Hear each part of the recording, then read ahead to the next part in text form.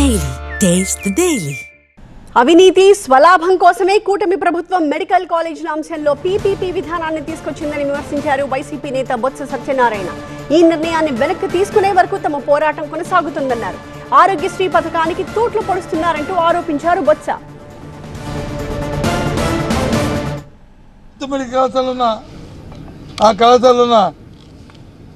నిలమనండి, అక్కడ దొరుకుతున్న వైద్య సదుపాయాలు చూడమనండి.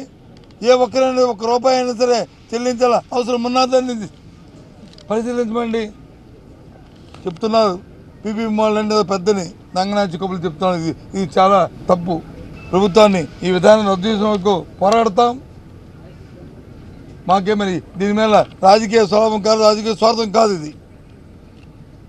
ఇది ప్రయోజనాల దృష్ట్యా, ఆరోగ్యం దృష్ట్యా ఇది అవసరం. ఈరోజు తెలుసు మన రాష్ట్రంలో జరుగుతున్న పరిస్థితి. స్వర్గీయ రాజశేఖర రెడ్డి గారు ఏ సదుద్దేశంతో అయితే ఆ రోజు పెట్టారో ఆరోగ్యశ్రీ పథకానికి తూర్చుపడిచి గత 3-4 రోజులుగా బంద్ అయిపోయిన పరిస్థితి రాష్ట్రంలో.